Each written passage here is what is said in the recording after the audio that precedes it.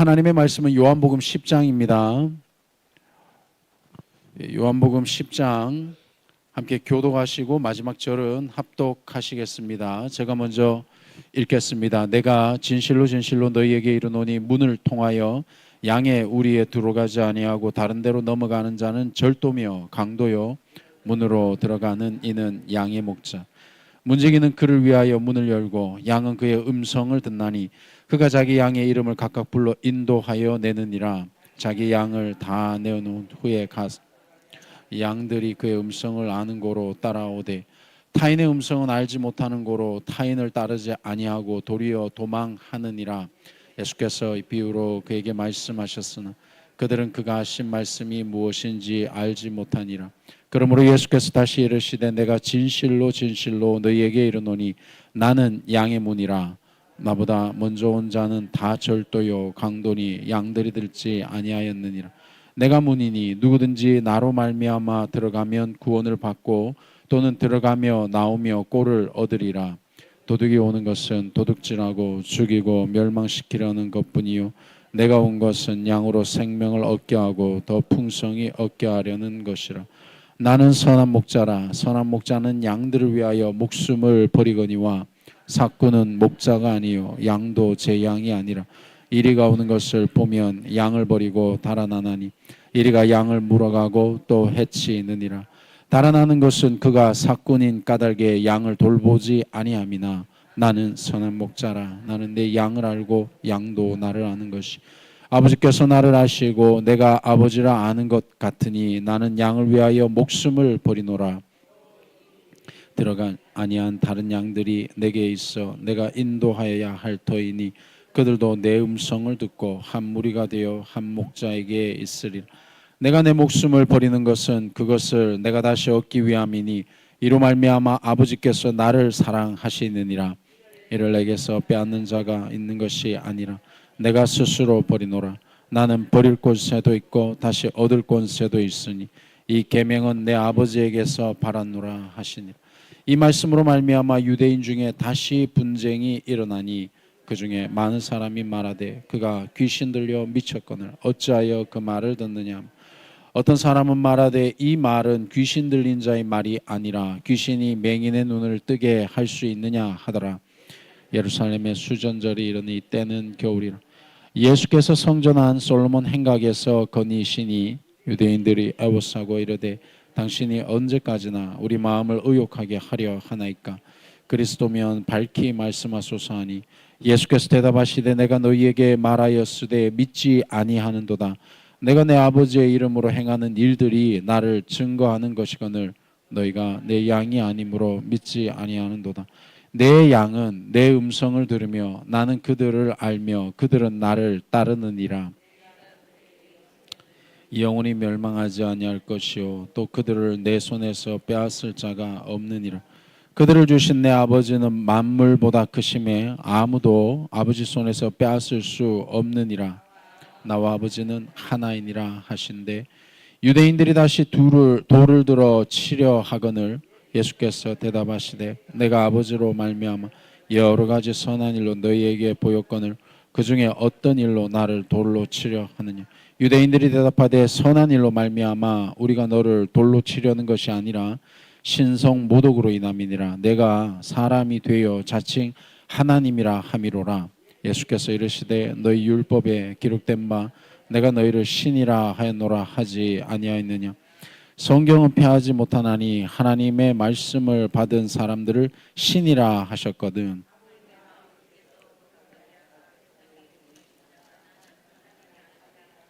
너희가 어찌 신성 모독이라 하느냐. 만일 내가 내 아버지의 일을 행하지 아니하거든 나를 믿지 말려니와 내가 행하거든 나를 믿지 아니할지라도 그 일은 믿으라.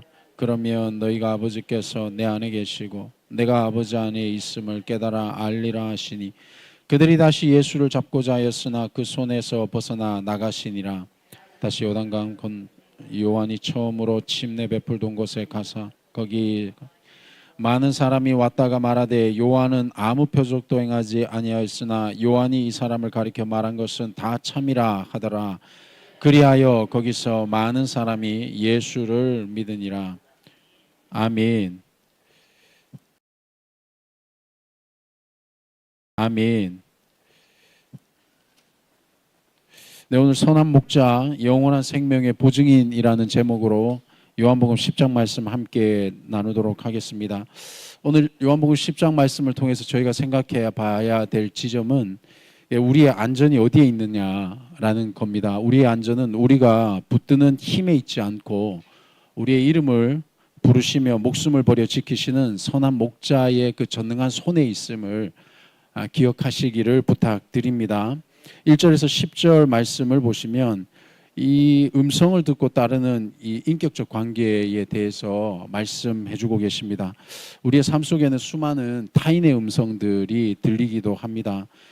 그 타인의 음성이라는 것은 때로는 건강의 위협일 수도 있고요. 또 노후의 불안일 수도 있고 또 때로는 상실하는 어떤 아픔일 수도 있습니다. 그런데 오늘 이제 10장 1절에서 10절의 말씀을 보면 주님은 오늘 본문에서 참 목자의 어떤 첫 번째 조건에 대해서 말씀해 주고 계십니다. 그것은 음성과 이름으로 우리에게 말씀하십니다. 먼저 1절에서 5절을 보시면요. 목자는 담을 넣는 절도나 강도와 달리 어디로 들어옵니까? 목자는 문을 통해서 들어옵니다. 그리고 양의 이름을 각각 불러서 인도하고 또 양은 누구의 음성을 알고 있습니까? 그렇습니다. 목자의 음성을 알기 때문에 양은 그 목자를 따라갈 수 있다고 말씀해 주십니다. 이것은 어떤 지식적인 동의가 아니라 이것은 관계적인 그런 경험과 신뢰에 의해서 쌓여진 것이 바로 목자가 이름을 부르면 양은 그의 음성을 알아서 따라가는 것을 말씀해 주시는 겁니다. 그래서 7절에서 10절의 말씀을 보시면 그렇기 때문에 주님은 자신을 어떻게 선포하고 계시냐면 양의 문이라고 말씀하십니다. 주님은 이 주님을 통과하지 않는 이 모든 가르침은 양을 죽이고 멸망시키려는 도둑에 불과하다고 오늘 말씀하십니다. 주님이 오신 목적은 이 양으로 하여서 조에라는 단어인데 생명을 얻게 하려는 것이 바로 오늘 주님이 오신 목적인 것입니다. 그래서 이 생명이라는 것은 단순히 숨쉬는 생존을 넘어서 하나님의 생명을 누리는 풍성한 삶에 이르게 하기 위해서 주님이 오셨다는 겁니다. 그렇기 때문에 단순히 음성을 불러서 그 음성을 들었기 때문에 그 목자를 따라간다. 이런 단순한 구조가 아니라 이 목자의 음성을 들었다라는 것은 관계적으로 신뢰할 수 있고 경험을 맺을 수 있고 그 안에 경험을 맺었기 때문에 생명이 있고 그 생명이 있기 때문에 회복이 있을 수 있고 그것을 오늘 말씀해 주고 계신 겁니다. 그래서 11절에서 21절 말씀을 보시면 그런데 그 양을 위해서 목숨을 버리시는 우리 예수님의 대속적인 사랑을 오늘 지금 우리 시기와도 너무나 맞닿아 있는 이 요한복음 10장의 말씀인 것 같습니다. 감사하게도 이 대속적인 사랑을 우리가 살펴볼 수가 있습니다. 우리 성도의 삶, 사람의 삶은 살아가다 보면 누가 나를 끝까지 책임져 줄 수 있을까라는 이런 부분 때문에 실은 두려운 것이 사실이고 또 이것이 또 우리 삶의 문제 아니겠습니까? 하나님을 믿어라라고 하지만 단순하게 또 이 땅을 살아가면서 또 어떤 대책을 마련해야 되고 또 이런 걱정들이 우리 안에 늘 있죠. 그런데 오늘 주님께서는 자신을 뭐라고 표현하고 계시냐면 선한 목자라고 표현하고 계십니다. 어떤 물질적 관계도 아니고 인격적 관계와 신뢰적 관계로서 선한 목자라고 표현하고 계십니다. 그래서 그 표현 속에서 어디까지 책임지고 우리를 이끌어 주실 수 있는가라는 것을 우리는 선한 목자라는 표현 속에서 살펴볼 수 있습니다. 선한 목자는 어떤 특징이 있습니까? 11절에서 13절 말씀을 보시면 선한 목자는 양들을 위해서 무엇을 버립니까? 그렇습니다. 목숨을 버리십니다. 반면에 삭구는 이리가 오면 양을 버리고 그렇습니다. 달아납니다. 이것은 왜 그렇습니까? 그 관계의 본질이 사랑이 아니라 어디에 있기 때문에 그렇습니까? 이익에 있기 때문에 그렇습니다. 실제로 사람과의 관계 속에서 한계는 분명히 있음에도 불구하고 저희가 기억해야 될 것은 그 한계적 관계를 그냥 인정하고 살아가게 되면 실은 이 이 예수께서 우리를 위해서 목숨을 버리신 이 단계를 온전하게 깨닫기가 힘들지 않을까 하는 게 저의 고민입니다. 어떠신지요, 성도님들은? 이 목자는 우리를 위해서 양을 버리고 또 삭구는 이익 때문에 언제든지 양을 버리고 도망가고, 그렇게 놓고 보면 저희 역시도 이 땅의 삶을 살아갈 때 하나님께서 영혼을 맡겨주시잖아요.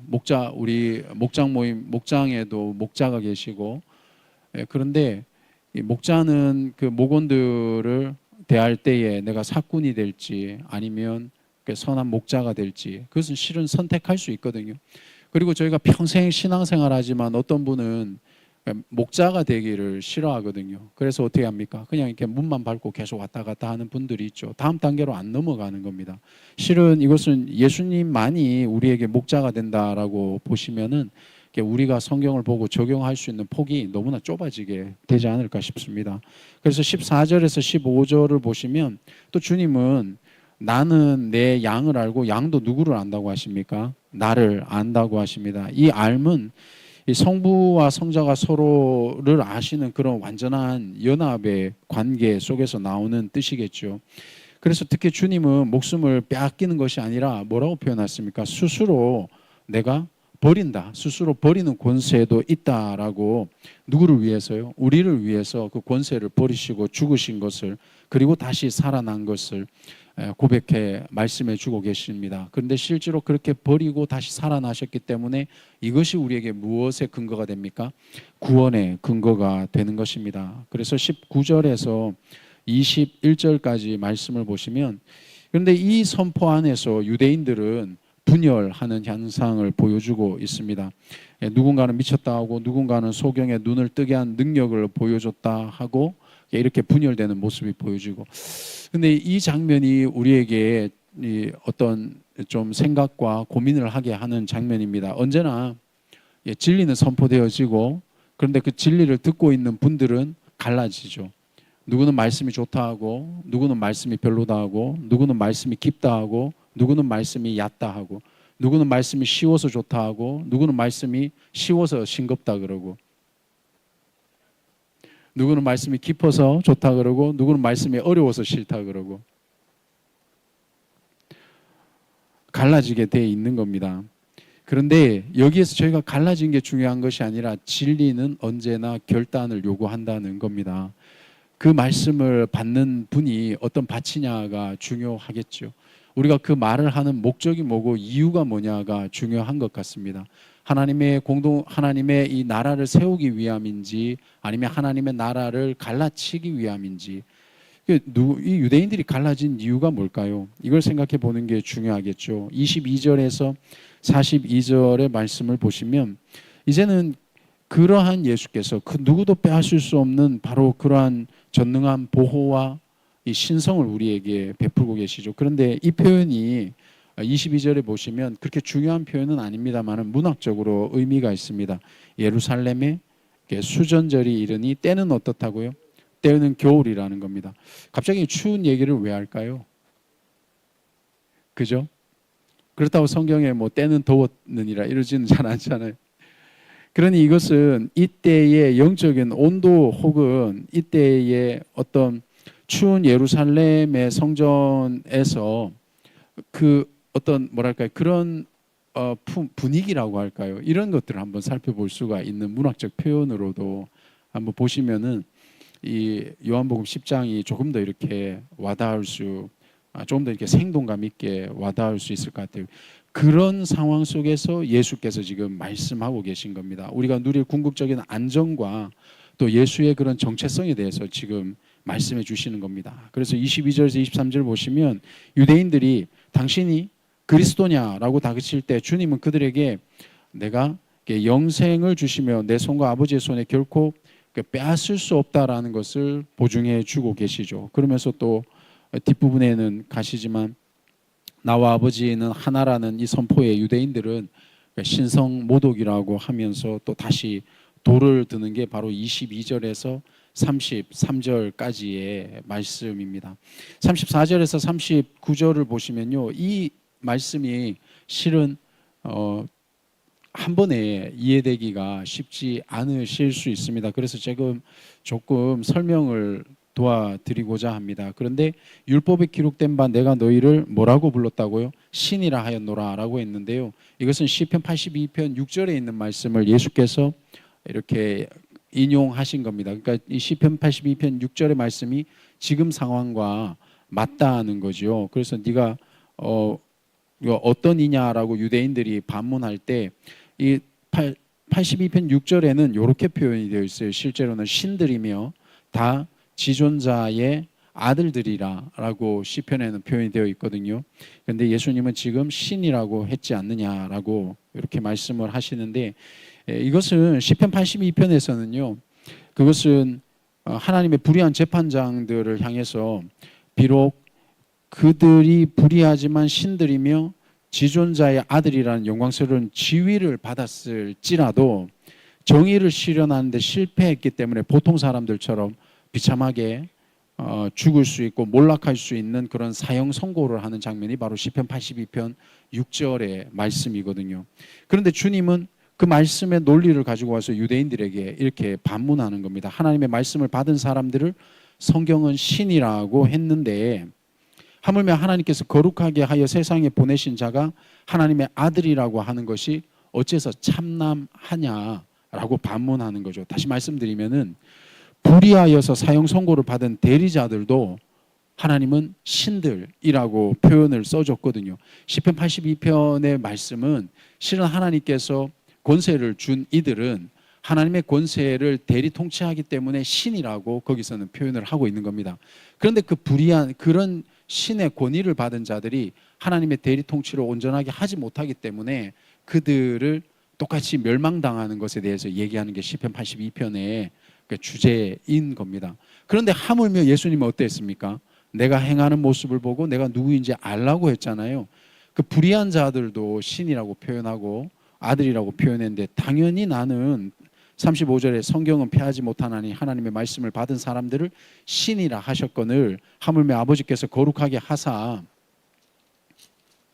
세상에 보내신 자가 나는 하나님의 아들이라 하는 것을 너희가 어찌 신성모독이라 하느냐라고 이렇게 반문하는 거죠. 내가 행한 것이 불의했느냐? 내가 너희들이 보기에 어떤 것이 맞지 않느냐? 이렇게 이제 반문을 해주는 겁니다.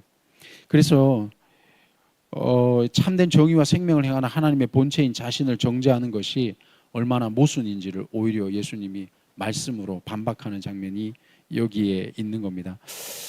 그래서 40절 42절을 보면 주님은 그들의 손에서 벗어나서 이제 요단강 건너편으로 가십니다. 거기서 많은 사람들이 침례 요한을 기억하면서 주님을 믿게 되는 내용이 오늘 요한복음 10장의 말씀인 겁니다. 그래서 오늘 하루를 살아가실 때에 10장 28절 한번 보시겠습니까? 내가 그들에게 영생을 주노니 영원히 멸망하지 아니할 것이요 또 그들을 내 손에서 빼앗을 자가 없느니라. 아멘. 오늘 하루 이 요한복음 10장에 나와 있는 예수님의 모습과 말씀과 이 장면들을 바라보시면서 서두에 말씀드렸던 것처럼 오늘 하루 우리를 불안하게 하는 요소들이 많이 있지 않습니까? 그럴 때에 요한복음 10장 28절을 다시 한번 보시면서 내가 이 불안한 상황 속에서 무엇을 붙들 것인가, 아니면 나를 이런 상황 속에서 붙들고 계신 이가 누구인가 하는 것을 인지할 것인가, 이 둘 중에 하나를 선택해 보신다면 어떠실지요?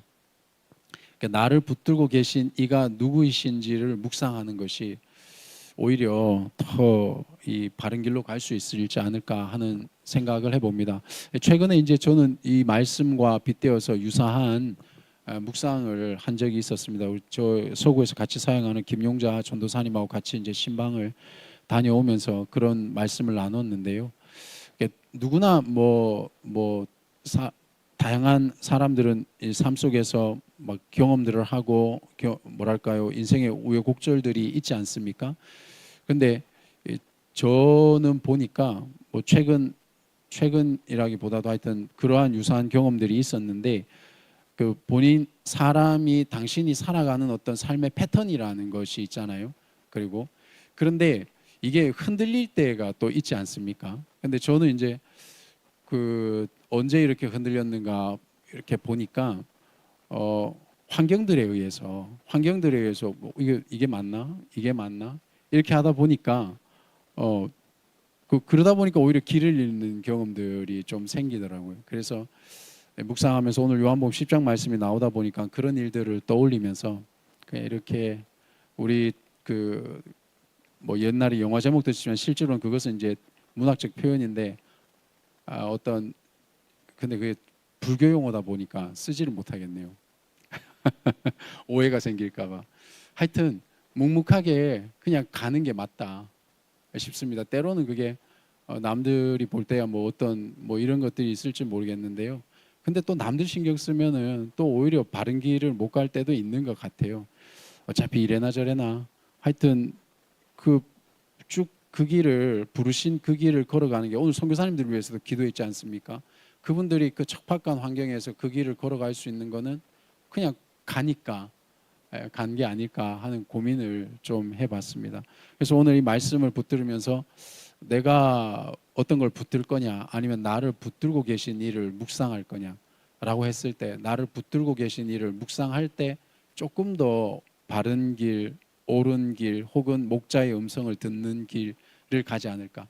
저는 이렇게 묵상을 해봤는데 성도님들은 어떠신지요? 오늘 요한복음 10장 말씀 붙드시고 하나님의 음성을 듣고 또 주님의 이 목자 되신 선한 목자 되신 목자의 음성을 듣는 양이 되시는 하루가 되시길 주님의 이름으로 축원을 드립니다. 기도하겠습니다.